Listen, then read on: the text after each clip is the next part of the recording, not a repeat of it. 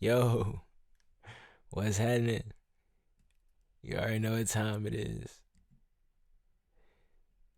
Podcast number two, the review, talking about my spiritual journey today. In the beginning stages of my spiritual journey and what led me to do that. Yeah, let's get started.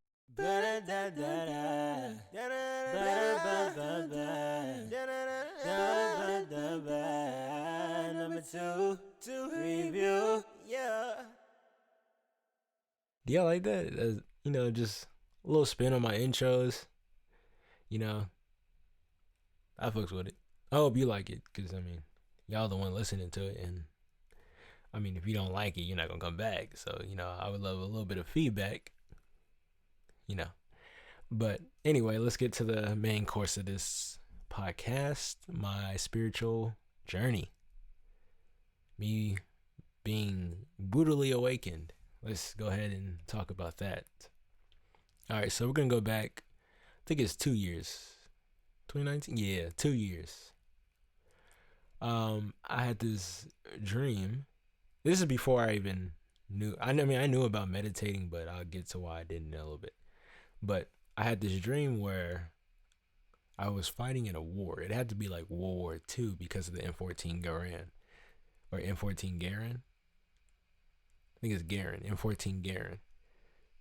I was using that and I was shooting people. Well, I say shooting people, but I was missing. I was just shooting. It's a war, so I'm in the front lines for some reason. Battlefield was, I guess you could say, my old house. Most definitely my old house. Yeah. Yeah, the old house. Because I remember the garage and the yellow painting in the garage, the mustard yellow. Yeah. Um, so I was like on a different mission, like going inside the battlefield, or I guess you would call this the trenches. But it was it was weird. It was, you guess you would call it the trenches because you're going in somewhere. But it was in my garage, and I was trying to go in the house to find any more bad guys, bad people. And this dude came outside, one of the soldiers, for the enemy soldiers, right? And he was fighting me for my gun, and I'm winning, like I'm trying to throw him off, but for some reason the gun kept forcing itself back to point at me, and so I'm trying to, and the more force I push to make it go the opposite way to towards him, it goes towards me, and as it's going towards me, um, my body makes me fire the gun. I fired the gun, and I think it hit me in the chest. Yeah, I shot myself in the chest. Now this isn't your typical dream, right? This isn't your typical oh, I get shot, then you look down, oh, it's ketchup dream. No, I physically felt every, like, all the heat. I felt the heat of the bullet. I felt the heat of the gunpowder on my chest, because it splatters when you shoot. Uh, I felt the force. It knocked me on the ground. It was obviously right, but it knocked me on the ground, and like I could physically feel myself not being able to breathe.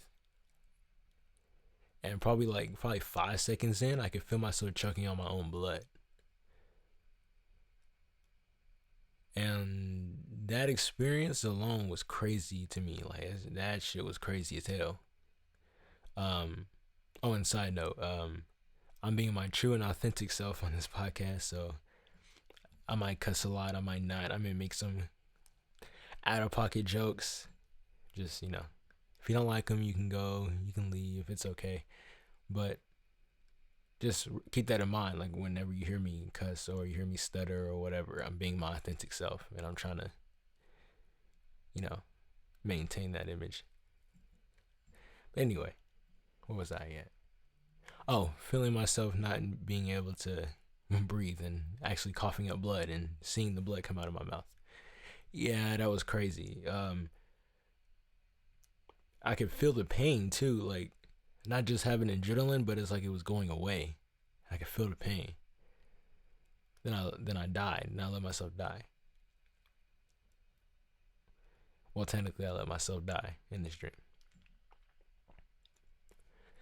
I died, woke up, and I saw Jesus on the computer, on a laptop, in this dark room. So obviously, knowing me, I walked towards Jesus and was like, "Hey, did I just die?" And he said, yeah, you just did." Then I guess he pressed the enter button or space bar or whatever the hell was over there, right? He pressed it, and I fell through whatever the hell we were at. I fell straight through that shit. And I'm telling you, like, when I fell through that, all I saw was purplish blue. It's like I was falling in the universe. Then I woke up. I was like, what the hell is that?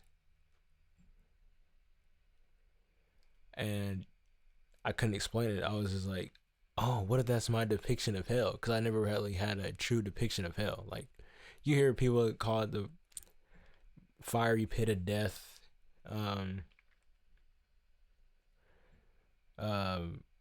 where you, or somewhere where you see your worst fears, or something that you relive, something that you're ashamed about for the rest of your life. Well, your eternal life in hell. Mine, I didn't really have a picture. I didn't know what hell is. I just know it's hell. Now I know that hell is not really fire or any of that bullshit people be saying. It's really just the separation of God. My older cousin, he actually broke this down for me, so I'm grateful for that one, most definitely. But it's more a separation from God. And I think in my dream, two things happen. One, purplish blue is, well, blue in general is supposed to be warming, or it can be warming, and like a new beginning if you see it in a dream, also with the purple. And two, it might have been my separation with God, because back then I didn't read the Bible. um I was thinking everything was just made up, and because it's man-made, so it has flaws. So I didn't really want to read anything that had flaws. But I was reading books, you know what I mean? Like, I was reading stuff like what Stephen King writes. I love Edgar Allan Poe's poems. I have a comic book from him, but I can't find it. But I was reading stuff like that, and all those men are flawed. So, and it's human nature to be flawed. It's human error. Like, that's what that is. But obviously, I wasn't thinking about that, and plus, I had a strong ego as a child, or as a child and a teenager. Like I'm not 19. I'm technically an adult now, but um, in my early years of being a teenager, I had a terrible ego. So it wasn't more. It was more like being like, "There's a God. Like, am I supposed to bow down to him like y'all do? I don't fear him. Like shit like that." When I mean, that's true. You shouldn't fear God, because even in the Bible it literally says, "Fear not," right? But um, that's just how I was then. Whatever that dream was woke me up. I didn't know how to explain it, so I went to somebody who pretty much is like a little, like a kind of like a guru, I guess, at my job. At my old job now, but he told me about it. He was telling me about what the blue represents and stuff like that, and I was like, "Oh, okay, that makes sense." But guess what? I didn't do shit with this information, like, at all. Just that dream happened and it went away. Fast forward 2 years later, now, this summer of 2021, I I started really getting into the meditative process and really starting to want to. I say I was spiritual, but I didn't do anything to show that I was spiritual. I wasn't looking up how to be spiritual or what is this, what is spirituality really. I was just just doing shit and just saying shit. It's like most of us do these days. You say something, it's like, oh yeah, I'm doing this, but you don't show it. Your actions don't show what you're doing. It's most people. um which is okay. I mean, because you'll figure it out soon that you're doing that, and then you'll change, so it's fine. um so I started to really research and see what spirituality really is. Of course, you get like seven different Google searches and answers and whatever, right? But a lot of these people are like serious intellectuals. When I really started searching up, I saw a guru. Well, I wouldn't call him guru. I mostly call him a monk because he spent all his years in the monastery. His name is Don Depani, and that's who I take a lot of his teachings. I kind of take into mind. Also, Side Guru. Um, this is he's a rapper. His name is Spiritual Tony. Also, I like what he says because he's been doing this spirituality stuff way before me. Um, there's also Master Shri Akarshana. Master Shri Akarshana actually helped me open my third eye to where my anxiety went away. Now, this is a brief history of my anxiety. My anxiety stems from my anger. Anger is hurt times fear. So, let's say, I was hurt by being bullied as a child, right? And also had a fear of it being done again or me being harmed again, right? So every time somebody would come up to me or something, I'd be like, I wish this nigga would test me. I'll beat his ass. Or I'll fuck him up. I wish this motherfucker would touch me, right? When he just being nice, he or she is being nice. Females, I'd be like, what, why is she over here? What the fuck she trying to say? What? I ain't gonna touch her, but I'll definitely make her feel worse about herself. Like people don't already feel worse about themselves, right? It's projection, make somebody feel worse because you feel horrible about yourself. Yeah, that's how that was. But so my anxiety is like that, and my anxiety also contributed to my homicidal tendencies. So open your ears for this real quick, because I haven't even really told people like the fullest extent of this. So my anxiety opened up my homicidal tendencies in a way that I could look at ordinary people and think they're about to do something and picture in my mind me stopping them from doing that, but also killing them in the act. So in a way you could say fantasizing. That's how that was.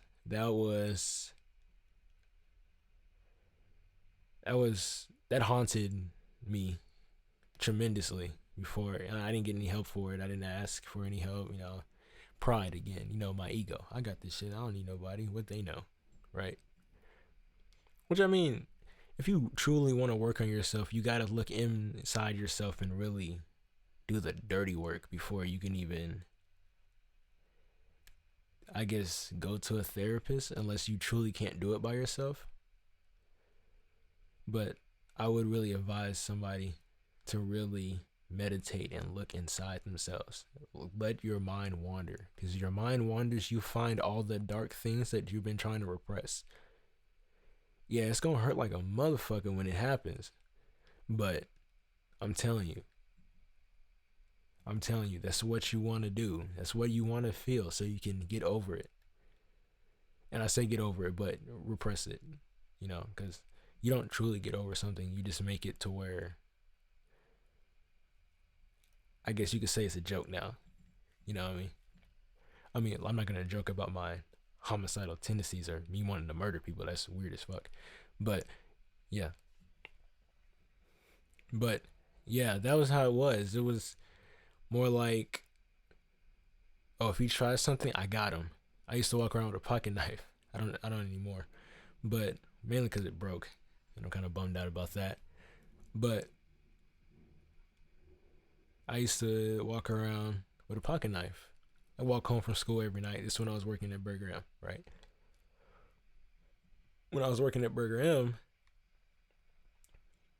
I'd walk home late at night because we get off at 9, 10. It's dark outside. And every time somebody would pass me, I'm like, "Don't try nothing, bro. I'll slit your throat, bro. You don't want to die today." I wouldn't say it to his face. That shit's crazy. But that's how I be thinking. I'm like, oh, everything's a battlefield. Is how I say it. Everything is a war zone for me, or it used to be. Think about having PTSD without even really going through the war. Is I wasn't in Iraq, or Iraq. Yeah, I wasn't in Iran. I wasn't in Afghanistan. I wasn't in these countries that our army was in, right? Where these guys, or Vietnam, Korea War, World War I, World War II, the things where our veterans have been in to make them think the way they think, or make something trigger in their mind. I haven't been in those situations. I just been bullied, you know. And that's another thing. Take bullying really serious because I'm telling you, I was a ticking time bomb, dude. Like, I didn't really get bullied in high school, but when somebody really said something, when I wasn't messing with them, like, people used to just fuck with me just because. Like, I had friends. I was always popular. I always had friends, right? But there was always that one person, bro. Always. And it's like, what are you messing with me for? What have I done to you? Nothing. So then that used to, fuel the fire, fuel my demons pretty much. Because I have tons of demons. Demons that I won't talk about on here unless it's the right episode or I get, um, I guess, more comfortable with doing this. Because I can talk about my homicidal thoughts, my suicidal thoughts, all that, because I've been past that. You know what I mean? That's what this has done. Watch how my higher self work. Watch how God work. And that's what I did. I gave it to my higher self, God. And yeah, pretty much. I beat that shit. But back to what I was talking about. There was a kid recently who was being bullied at school. He he um he shot the kid that was picking on him, and also shot some other people as well. And I don't want to be on here, talking about those things because those can quickly become political views, especially how our media is going today. They can easily paint this dude as a villain, easily, which they've done already because that's what you're gonna do. I mean, he's a school shooter. What do you like? That's just human nature to find a fault at something, right? Or find a villain in something when really we should be looking at both sides. But that doesn't happen. But he was getting bullied so much, and then this one day, this kid was fighting him, uh, beating his ass, pretty much, right? Um, and the teacher, got them both off, and the teacher goes to the guy who was bullying him or fighting him, beating him up, right? Because this guy was actually bullying him. The teacher went up to the dude that was bullying him and was seeing if he good. Then he turned back around to look at the guy who's getting bullied, and he already had a gun out. So that's how the teacher got shot. And then he shot the kid, I think, 4 or 5 times. One hit him in his chest, I think. He was in critical condition, but I think he's good now. I think he's in stable condition. The guy who was bullying him, who got, yeah, you reap what you sow. Shit, that's all that means. You reap what you sow, what you sow. And this other girl got grazed by a bullet, and I'm like, what if she was bullying him too? And God was just like, I could have got you too. So fix yourself, nigga. Fix yourself. That's what I feel like it was. I feel like it was just God being like, okay, you want to keep fucking with this dude? I got you. Sin, you know. But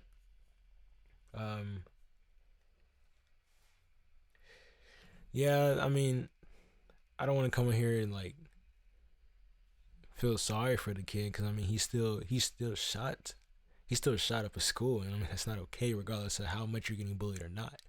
But at the same time, people get tired, bro. Like, people get tired. You wouldn't believe how close I was, man. I used to fantasize about strangling people in their seats.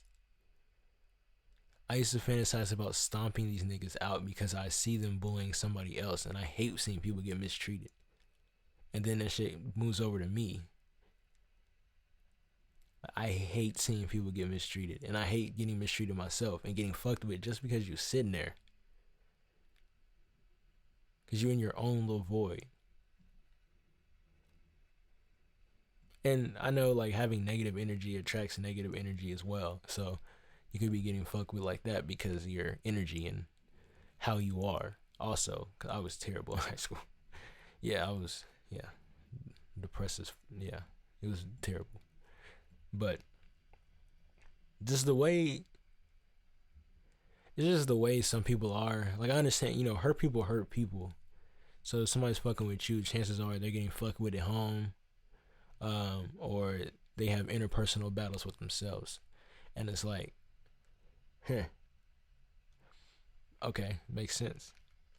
That's why when I like, and I started getting tired of it. So I was like, man, fuck y'all. I'm gonna start really going at y'all next now.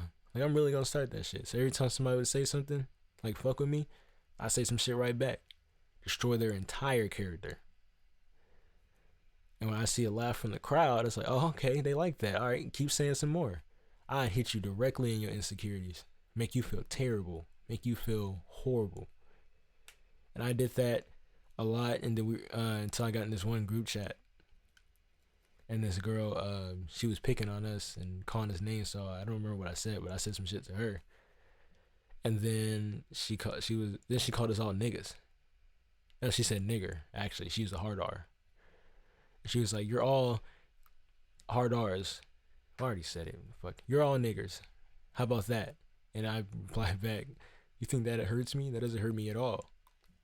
And then everybody in the chat, because they started getting tired of her too, just destroyed her stuff, just flooded.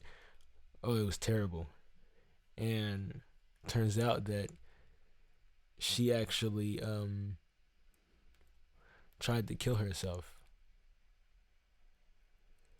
and was in a coma for a little bit. And she made it out. She's alive. I'm guessing now.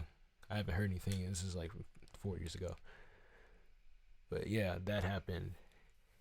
And ever since that day, I was like, damn. I still, tore people alive because, I mean, you fuck with me, I fuck with you back. It's not the good way to do shit, but, I mean, hey, it works.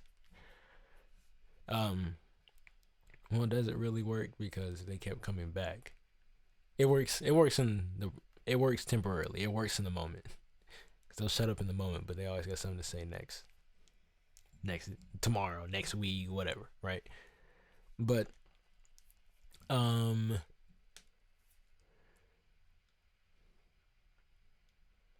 like, that's how that was. And I'm just not to sit here and preach, but people get tired, man.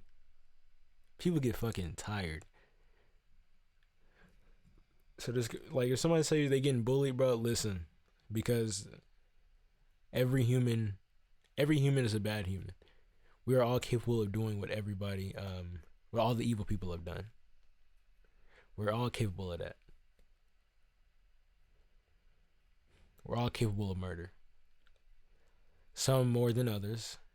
Like I classify myself as being a threat. Not anymore. Not really anymore. But in this process, I was most definitely a threat. I used to fantasize about this shit, man. I already said that, but I need y'all to understand. I used to fantasize about that, like being in front of somebody and just taking their life, watching their life drain out of them. I used to fantasize about that because of how fucked up I was mentally by other people. Not having a strong enough mindset to be like, oh, that doesn't offend me. Or, oh, I'll just ignore you. Your mind isn't really strong as a child. It's really not. It's really, really, really weak. And if you have a weak mind going into high school, you might not survive it. And if you do survive it, you still got the real world to attend to. And these motherfuckers suck. They can get better, but you're gonna people suck sometimes, man. And it's like you like that it will change you. Most definitely. It would change you from being that loving kid that used to always laugh with people and to somebody who is deep in his own thoughts. Just praying for the day that somebody really fucks with him. So he can show that other person what he's capable of.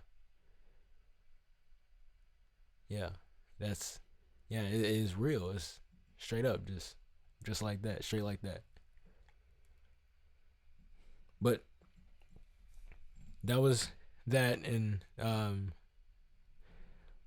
kind of the reason why I was always socially awkward and socially anxious and shaking and shit and always moving my hands and stuff, right? Because I get these thoughts and really start shaking because I can feel what I'm imagining happen. So I start shaking. I'm like, all right, calm down, just chill out, you're good. And my anxiety would also come from being like, oh shit, what if I actually do this? How would I get away with this? Like I fantasized about it so much that I knew how to hide bodies and like how to get away with it for an extended amount of time to where I can get out of the country or whatever I need to do, right? Very, very crazy. So I'd always hate myself because of how vivid I still love my imagination, but I used to hate my imagination because of how vivid it was and how I could see everything unfold. Hated that shit. Because I couldn't escape it. It was like, okay, this is your life now. This is your actual life, not what you're seeing right now. And hence why I couldn't meditate, because when I close my eyes, I see my demons. I see my shadow. I see all the projection that I did that day come back at me tenfold. I'm crazy. Like, I used to tell people all the time, like, I got anger issues, bro. Like, I'm crazy. And people would be like, oh yeah, me too, man. Like, man, yesterday, this happened and I punched a hole in the wall. Or, like, not to discredit other people's anger, because I don't know what their extent is, right? But to tell somebody that you're afraid of your anger, it's like, then they start shutting up. It's like, okay. Okay, you're like that. Oh, all right, I got it. All right, dude, I'll leave you alone. I ain't gonna fuck with you really. You know what I mean? I don't. Like, I talk to myself all the time. Like it's always been me, myself, and I. Always. Throughout everything. Regardless if I had best friends, whether I was around family members or whatever, didn't matter. I was by myself in my own little bubble, talking to myself. Me, myself, and I. That's all I cared. Like, I only truly cared about what I had to say because I know myself. Truthfully. But anyways, no, that's not anyways. That's actually good for right there. But all right, now we're gonna fast forward to when I really started meditating. The first time I meditated, um, was the first time I had peak anxiety, and I was like, oh wait, don't run from your fears, face it. So my fear is darkness because of my shadow and what lurks in the dark. My demons lurk in the dark. Without trying to sound corny or like a fucking rapper or some shit. But yeah, my demons are in the dark, right? So first time I did it, I go to my bathroom, lit some candles, turn off all the lights, turn off the um the fan that's in there that makes that sound and shit. It makes it loud in there. Yeah. Turn that off. Lock the door so nobody comes in and be like, what are you doing? Like it's a ritual or something. But well, technically it is. But had 3 candles, put them in a line on my left side so I can feel the heat. And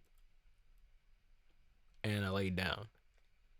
And also I had a comforter sheet in there, so I can lay down, it'd be cold as hell in there. So I, go ahead and wrap up.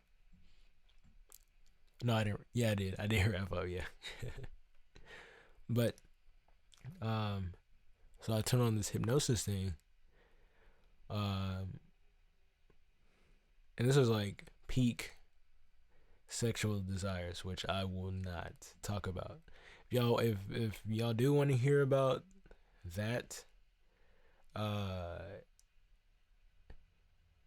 and how that destroyed me, I mean, we can talk about it if you want to DM me or whatever. You can. We can talk about that. But for the sake of this podcast today, I'm not gonna do that. Not gonna do that this time. Nah. But anyways, let's get back to the story.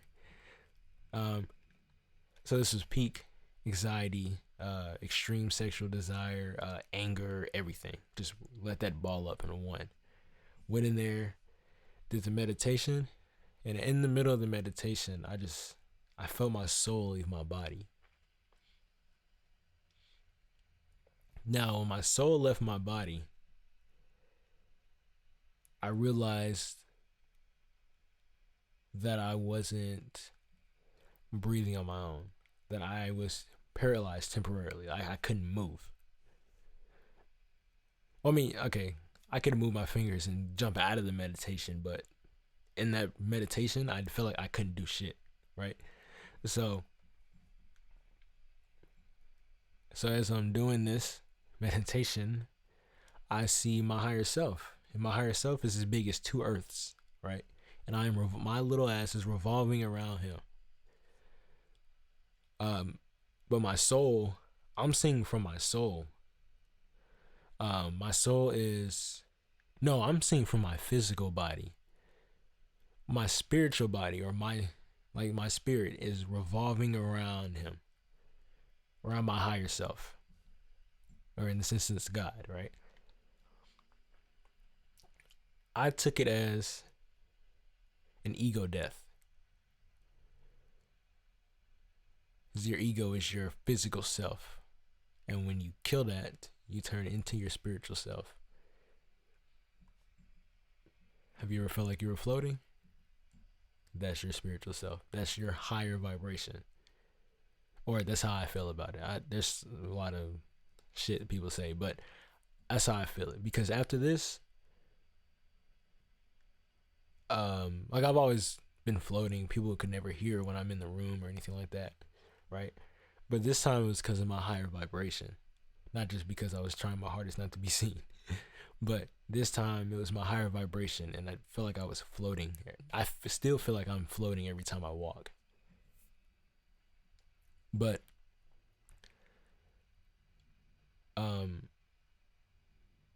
as like, okay, so in the meditation, it was a I couldn't say strong, but yeah, a tall, strong black figure with cracks of purple in it. It was like my shadow, but just holy, like my actual higher self is there. Meaning I wasn't close to him because he's so much bigger than me. If you're one with your higher self, or if you're one with God, it should be on the same level playing field. And I say that, and I will get to that in a second why I say that. So I was, what was I doing? Okay, so I was revolving around myself as this lady is talking and telling me what to do in the hypnosis, right? And I could just see my higher self. And then after the meditation, I got up and was like, I felt like a new person. I was just relaxed. I was like, whoa, that's crazy. Like, I don't feel that anymore. I don't feel angry. I don't feel these homicidal tendencies. I don't feel the suicidal tendencies that I have. Which, it was. I'm gonna tell you a little bit about my suicidal stuff. But so I battle with depression. Undiagnosed, because you don't really need somebody to diagnose depression. It's kind of obvious. It's an overwhelming sadness. Everybody feels depressed. You don't need somebody to do that for you. But extremely depressing my senior year, most definitely. I did fantasize about killing myself a while ago, a lot of times. Um, but it was nothing too. It wasn't serious enough for me to actually want to try it. The homicidal one was. It was serious. It got to the point where I was like, okay, I need to do something, or I need to stay away from people because I fear my own anger and I don't know if I'm gonna snap or not. And it's also became apparent to me when I got into a car crash and with my granny's car.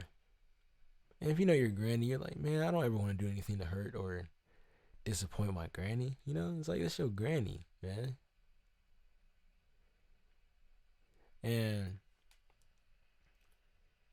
this is the granny on my dad's side. And this is going to make sense because when I tell this other one, you know. But on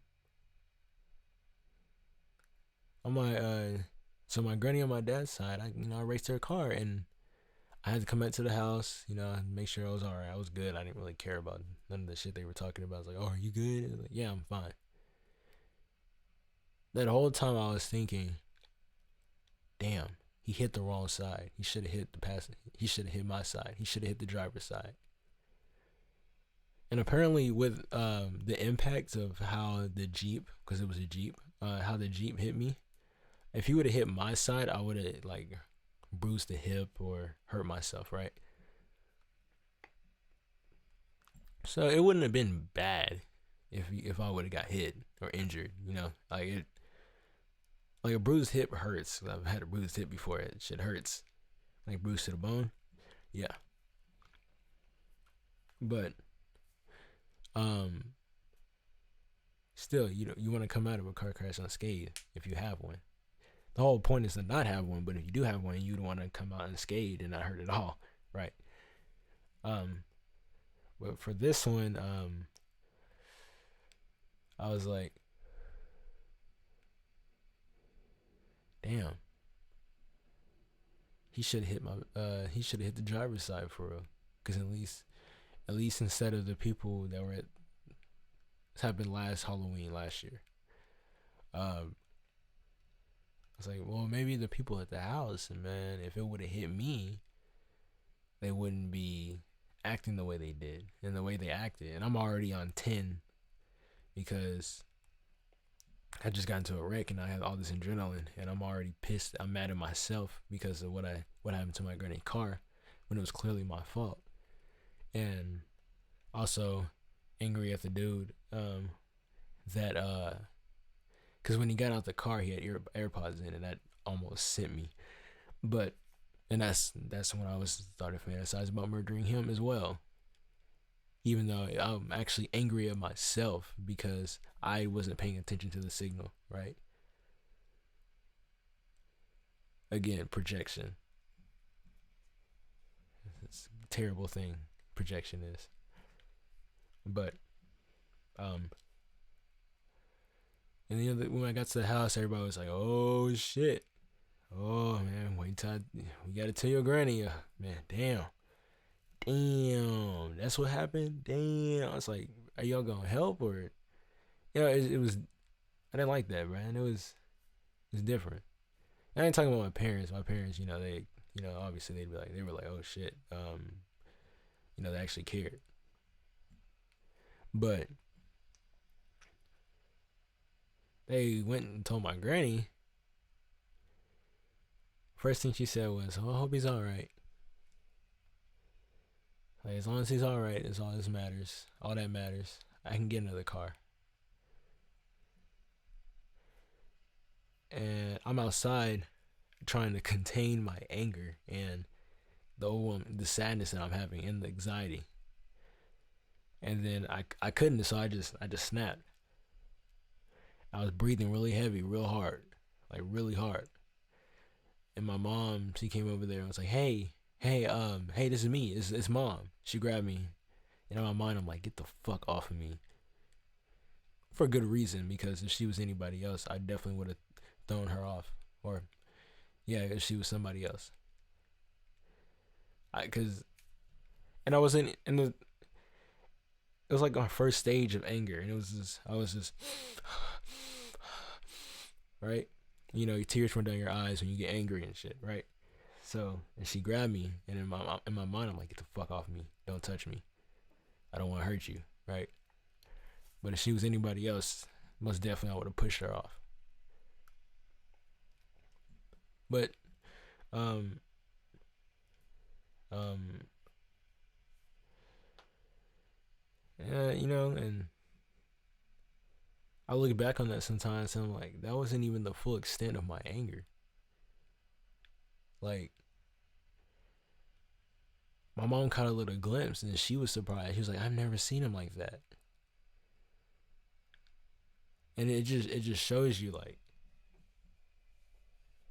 well, it shows me like the magnitude of my anger. That wasn't even I didn't even that wasn't even cracking the ice. The angriest I've truly been was at this new job that I have that I'm not gonna say. Because this podcast is going to blow the fuck up. So I don't need people knowing where I work. So you can see me and be like, "Oh my god." Well, I mean, you wouldn't know who I am unless you know me in person. But even then, I don't want them. I don't want people, you know, telling they know me, and then people walk in there and know who I am. You know what I mean? But yeah. Um. Anyways, angriest I've ever been in a public place or in person was at my job. This new job that I have. I went to the back room at this job, and I was supposed to be getting something, and all of a sudden I was about to lose my fucking mind. I mean, like, cause I have these tendencies when I get angry, or when I feel myself getting angry. Like I said, like I have two things: a quick anger and a slow cooking anger. Quick anger was what I really wanted to work on because I started punching shit and I started banging my head on shit, which is really stupid, like really dumb, cause shit hurts. Or I'll bite my finger really hard, like on the knuckle. I'd bite my finger like real hard to so I can stop. My slow churning is my slow churning. It's actually kind of backwards how my anger works. Cause the slow churning one, If I can let it slow churn, I can control it and make it go away. My other one acts on impulses. The quick churning. It or quick anger. It acts on impulse. So as soon as I get mad, I punch something. I'm like, damn. And then afterward, I feel stupid. Like, it don't hurt in the moment. Well, okay, I take that back because I punched the metal pole and that shit hurt. Yeah, that shit. Oh my god, that shit hurt. Still remember that pain. But I'll do it and I'll feel stupid as hell. Like, why would you do that? Or I'll yell, which I've done with my music because I couldn't get it right, so I yelled. Also, me being a perfectionist, not really anymore. My form of perfection is satisfaction, or just being like, well, I was the best I could be today, or I did the best that I could do on this podcast, or I did the best that I could do mixing and mastering my music, or playing basketball today, even though we lost. It's whatever. Well, it's not whatever because I take pride in everything I do, and I'm extremely passionate about everything I do. But my satisfaction is happiness. But anyway, I was losing my mind. And I also scratched my neck like really hard. I've been doing that since I was a kid.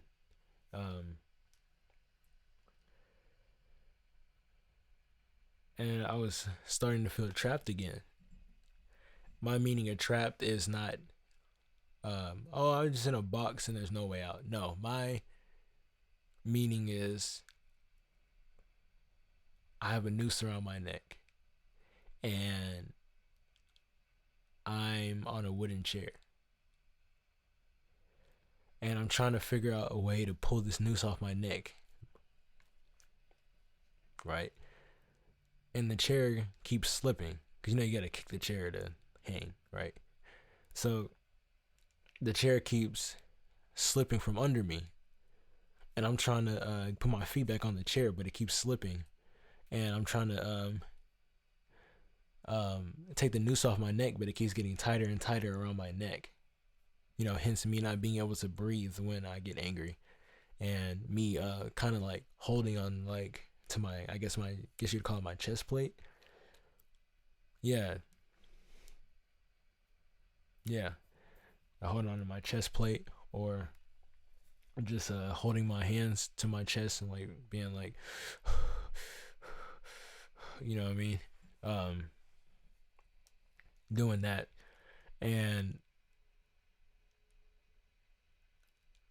if it's never gotten to the point where the noose, or I kicked the chair, but that day it almost did, and I could just feel my heart just racing,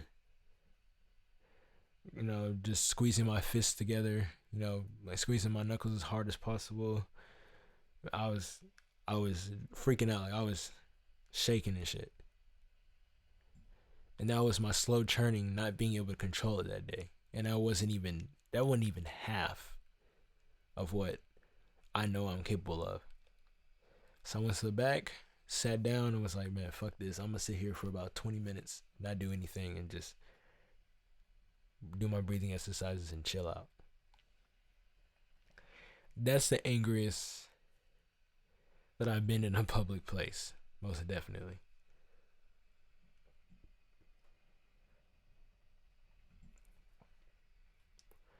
But yeah. And then my grandmother on my mother's side passed, and that also kind of put a hold on me, because that broke me. That's when I stopped talking to people. That's when I really stopped talking to even my closest friends. I just shut everybody down. It's like, fuck all y'all, I don't care. I don't feel anything anymore.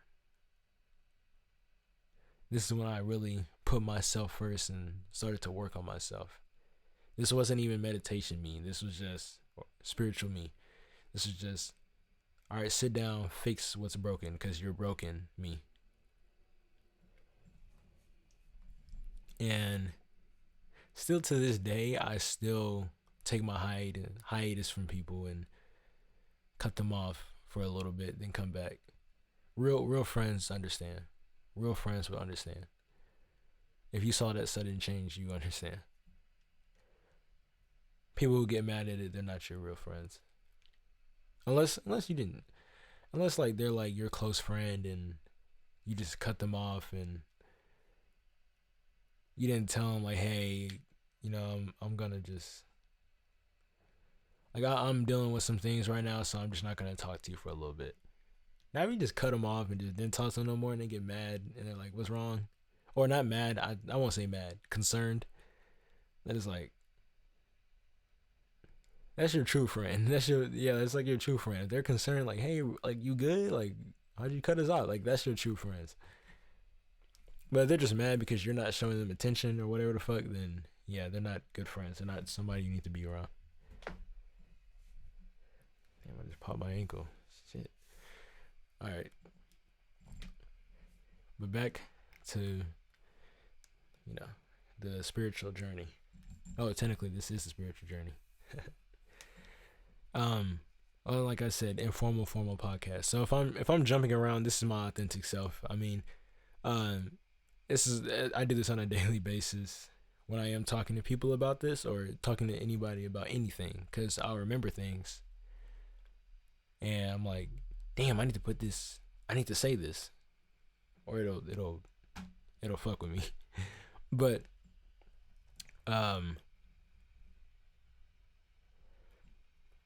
yeah, so my spiritual awakening now, after that experience of that meditation, or I guess, well, it was a meditation but more like hypnosis, that's when I was like, okay, let me really search this up, let me write down what I saw. And I did that. I took that as this is how I really took it. I took it as, you think you big? You think your ego is big? Check this out. That's what God's saying to me. Check this out. You're not even breathing on your own. I could cut off your air supply right now if I wanted to. You can't move. I can permanently paralyze you, nigga. Like, you get that, right? You're not moving. You think your ego is big? You can't even move. How's your ego now? How's your pride now? How's your toxic pride now? Because every man's gonna have their pride, and that's fine. But how's your toxic pride? How is your negative energy? How is your projection? How are you feeling now? Feel like a bitch, don't you? Yeah, that's what I thought. You feel like you're not in control, right? You don't know what's going on. Yeah, that's my power, and that's how I took it. And it's like, if you want this power, I can give it to you, but you need to be one with me, right? And God will always show you your higher self, or God. And by the way, the reason why I keep saying it like this is because my belief is that we're all one with God. And it's how the Bible says it also. But a lot of people misinterpret it for being like, oh, you think you are God? You think you are God? You are, like, it's an ego thing. It's not an ego thing. It's saying, I feel like I am one with God. I feel like I am a piece of God, which we all are. We're supposed to be his children. We all are one with God. I just feel like we're all him, in a sense. We're all him. We're all God, and just in a flesh body. That's how I feel about that. That's why I keep saying my higher self or God. Because that is achieving your higher self is your oneness with Jesus Christ. Because Jesus Christ is God's flesh body. God is a spirit. That's why I say that. And in order to become one with Jesus Christ, no, in order to become one with God, you have to become one with Jesus Christ because they're essentially the same person. But that's how I feel about that. That's why I keep saying that. Yeah, and that meditation, that's how I took it. I was like, I'm not close to God yet. I'm not close to my higher self yet. Let me keep doing this. That's when I met Master Shri Akarshana. In the video, obviously. I didn't meet him. I don't know where he is. But um I did that. I did his where we awaken our third eye. And in order to do that, you massage your pineal gland in your between your eyebrows. And that's what we did. We did that, and then we meditated and took breaths like, and then you squeeze your abdomen until you can't breathe any longer. Then you let it all out, and you keep doing that, and you'll feel like this extreme, like if you never opened it, you'll feel like this immense pressure, crazy pressure in your head. And then you'll have this thing where you rub your hands together, then you put it on your eyes, then you open your eyes. You should be able to see something when you do that. You should see the energy or see your eye. I saw my eyes staring back at me. That was crazy. I saw my eyes staring back at me. Um, yeah, that was crazy. That was crazy, crazy.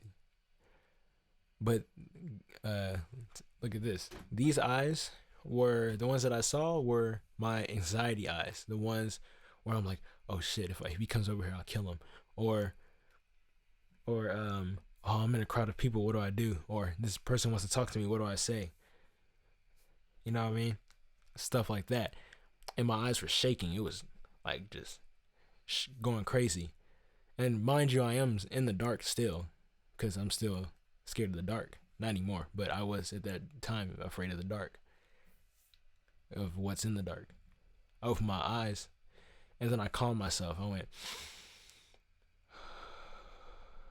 did that, and they were still. Then I felt that anxiety again, and they started shaking like crazy again. And then I went, I did it again, and they were still. I didn't have to do it again. They were still, and then I saw this strong vortex of energy. Then we finished that meditation. Then I came in my room and did the exact same meditation, but by myself. Well, I think I used binaural beats. I can't remember which one I used, but I used something about I think it was either 432 hertz or it was 10,000 hertz. I can't remember, but I did it again with the binaural beats in the background, right? Which is proven to help you meditate and help you see stuff, right? But it's not those. I think it's the shaman beats that help you activate the DMT that's in your mind, in your brain. Anyways, I was doing the meditation again. This time, when I opened my eyes, I saw like this huge burst of light in my room, and it's dark still, with exception of I think my TV was on. But I was seeing like this crazy thing. Like I saw like extreme bright lights, and then I saw birds going the opposite direction, but like opening up like the sky. And I searched that up, and it means new beginnings. So and it's like removing blockages. So I'm removing my blocked third eye chakra, removing the blockages in my third eye chakra. And I did it, and that's when I saw this huge beam of light again. And after that, I stopped the meditation. Was like, whoa, I gotta write this down. Wrote it down.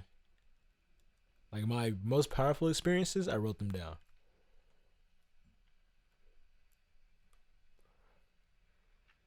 Then I had one more with Master Shri Akarshana where you remove all blockages and negativity. I was doing that one, and this is when I saw my higher self again. But this time we were touching heads, and we were the same size, and we were meditating together, doing the same pose. And I'm in my outer body. I'm in my physical body, looking down at my spiritual body, touch heads with God or my higher self.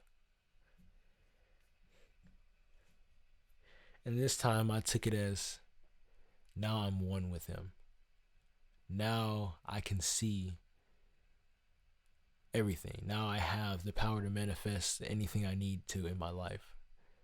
Now I have the power to help other people. Because that's really my end goal for my spiritual journey, is to be able to end the suffering for other people. Because life is suffering, as Jordan Peterson famously said, right? He said, life is suffering. So how do you, and if we already know that, okay, so how do you make it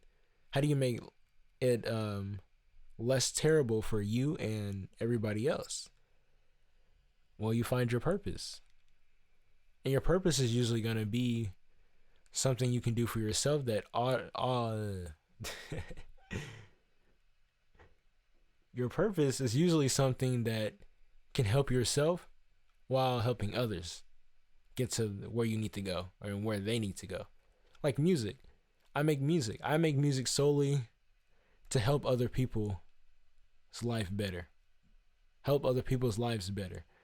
To help the suffering in their life, kind of go away. Not in a sense that like I'm just the almighty powerful and I can just like destroy your suffering away, but making your day a little less miserable.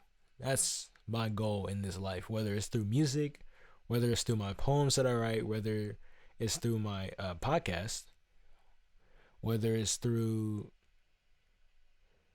hell, anything that I do. I don't care what it is. I will excel in everything I do and make your life less miserable. That's my goal now. This is a complete 180 to what I used to do. Somebody used to say something to me and I'd be like, okay, well, I'm going to make your life more miserable than mine because you just hurt my feelings. And I have too much pride to say that you just hurt my feelings. My ego is too big to let you know that. Now, I'm here to help you not suffer. So if you like, and when I started doing this, I've seen other things. I've seen nice people. I've seen people change. I've seen the good side of people.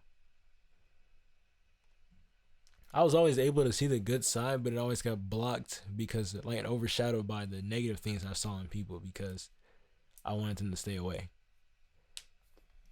But this time it's literally more good things than bad things. Only good things, pretty much. And if it is a negative thing, then it's something that they have to fix within themselves. That's when I truly see something negative. Like when somebody's like, I fucking hate you or something like that, right? Okay, I didn't need to cuss there, but somebody says, I hate you. It's like, well, you really hate yourself. You're just projecting onto me. That's usually what I see. I just see projection.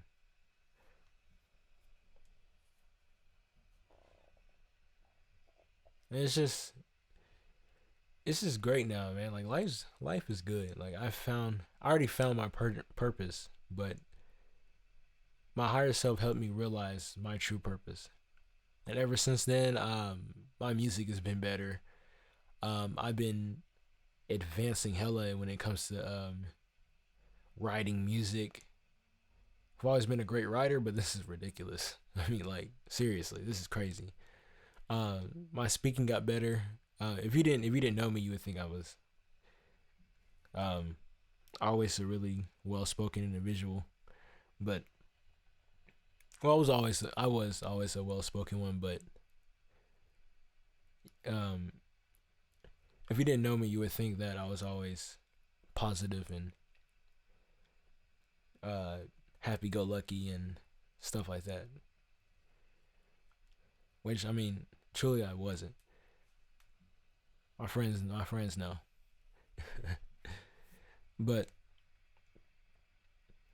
even people now, it's like, how do you? People tell me, it's like, how do you know this? You're only 19. Like you're wise beyond your years. You're old soul. It's like you've been here before. So yeah, I feel that way. Cause I also believe in like resurrection and past lives and stuff like that, right? So I believe I've been here before, and my higher self is just passing on what my previous self learned to me. And it was a lot of shit, like crazy. Um, yeah, that's the start of my spiritual journey. I mean, I learned. It's not even cracking the surface of what I learned, and it's already an hour and 7 minutes in, hour and 6 minutes in right now. That's crazy, right? I can sit here and talk all day about this,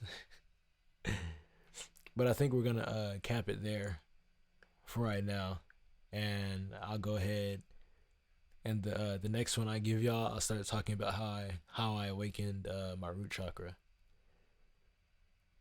and then we'll go off of there, telling you how I awakened the rest of my chakras as well. Hint: when I get to my solar plexus, which is what I'm on right now, yeah, it's gonna be some crazy things. So stay tuned for that. That's gonna be pretty R-rated. But root chakras first, of course.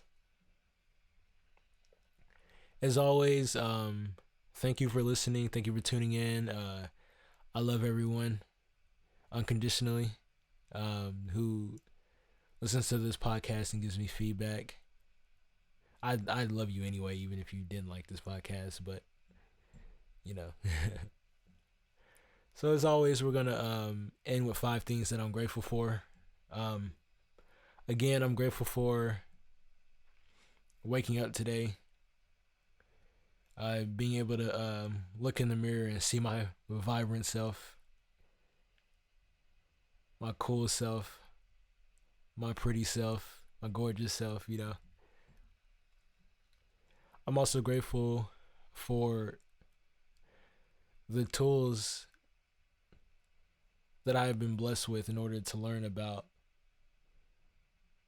this spiritual awakening, to learn about spirituality. And I'm also grateful for the people that God put in my place to help me better understand Him. My older cousin, he's a pastor, and it just, what he said to me, I won't be able to say it verbatim. That's why I didn't really talk about everything he told me here, but um, it opened everything. Like I was a different human being after he said what he said to me. So I'm truthfully grateful for that. And once again, I'm very grateful for my materialistic possessions. Um, my phone recently broke because I was playing basketball and it bounced on whatever. Yeah, it bounced on the phone. But I'm grateful that that happened because it made me be by myself again. It made me learn how to talk to myself again. Not that I forgot, because I talk to myself every day. Always highly intelligent conversation. But this time I didn't have any distractions. So you already know how these meditations work. Yeah. I'm grateful for that. And last but not least, I'm grateful for just just living in this time that we live in. And just to know how much knowledge there is to soak up in this world. And just also having the this is 2 in 1. This is also like, and also having the capacity to learn these things and be able to implement these in my songs to help people suffering end. And if not end, at least put a dent in it, you know? I'm truthfully grateful for that as well. But as always, like, share, and subscribe, please. Because this will be going on YouTube. My other one, it didn't, so I said like, share, and subscribe, but it didn't go on YouTube. It's on SoundCloud. It's under the name. The name is The Creative. That's what my podcasts are called now, The Creative. And I may put some other stuff up there too, so it's just not podcast. Um, this will also be on SoundCloud as well, so you can like and share on there too. Like, share, and follow, please. um, Once again, I thank everybody for coming in and listening to my podcast. I know I talk a lot. It's an hour and 11 minutes and 39 seconds and counting. I know I talk a lot. And if you stayed towards the end, bro, I love you. I truly love you. Appreciate you. Most definitely. And yeah, that's it for me. Key signing off.